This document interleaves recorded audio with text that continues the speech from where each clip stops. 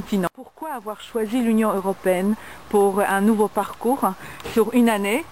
Et est-ce que cette Union européenne représente pour vous autre chose qu'un simple parcours? Alors oui, c'est vrai qu'on pouvait se poser la question, pourquoi l'Union européenne, après avoir traversé quasiment le monde entier? Finalement, je me suis aperçu que le continent que je connaissais le moins, c'est peut-être celui sur lequel je vis, donc l'Union européenne. Et puis, on parle énormément de l'Union européenne depuis quelques années, surtout cette année et l'année passée.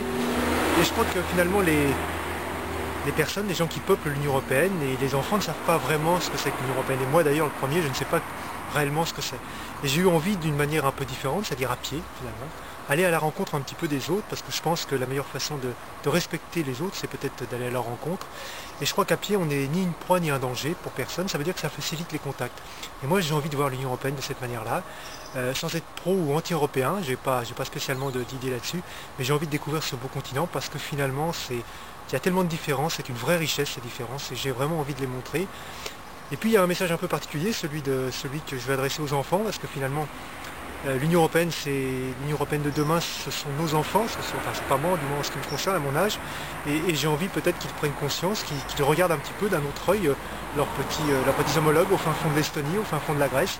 Je crois qu'il y a plein de choses à transmettre, peut-être une rencontre virtuelle des enfants, mais ça c'est quelque chose d'important pour moi. Quand vous avez organisé ce voyage, vous n'avez pas eu autant de démarches à faire qu'en traversant les continents. Alors ça, c'est vraiment l'exemple très concret de l'Union européenne. Tout à fait, j'allais venir aussi finalement, c'est vrai que sur les autres traversées, on a eu énormément de paperasserie à faire, de tracasseries administratives, parce que traverser des pays qui sont hors de la zone Europe, c'est difficile. Là, finalement, c'est de la simplicité, avec une simple carte d'identité, on passe tranquillement toutes les frontières. Et y a-t-il encore des frontières d'ailleurs? Il faut se poser la question, je ne pense pas. Et puis finalement, le matériel suit aussi. Donc j'allais dire, c'est un espace de liberté pour moi. C'est vraiment le mot liberté. Et puis alors on peut parler aussi un petit peu de la monnaie, même si tous les pays de l'Union européenne n'ont pas encore l'euro, finalement l'euro est accepté partout. Donc quelque part, c'est vraiment pour moi, il y a une sensation de liberté. Et encore une fois, en le faisant à pied, c'est encore plus de liberté pour moi. Et au point de vue de la santé, c'est pareil, puisque vous pouvez vous soigner un peu partout avec votre carte européenne? Tout à fait, avec la carte vitale européenne, voilà, mais ce sont des exemples concrets finalement.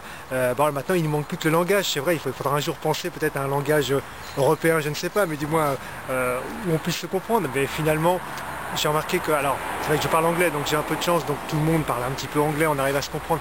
Mais avec de la bonne volonté, je crois qu'aussi on arrive à faire passer plein de messages sans avoir vraiment le langage du pays. Mais le sport est ce langage quand même. Ce langage universel qui vous permet de rentrer dans chaque culture, traverser tout pays. Oui, je crois que le sport c'est un vecteur ou du moins une passerelle importante, je crois, entre les êtres humains. Ça relie les êtres humains et surtout un sport simple dans le bon sens du terme comme la course à pied, parce qu'il n'y a pas plus simple que la course à pied, se déplacer à pied.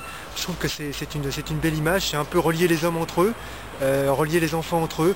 Je trouve que voilà, c'est surtout la simplicité. Moi, vous savez, je dis souvent que j'ai cherché pendant 40 ans de ma vie le bonheur dans les choses complexes, compliquées, et finalement je l'ai trouvé dans la simplicité, et la course à pied, c'est la simplicité. Merci beaucoup, Okay. bonne route. Bye bye.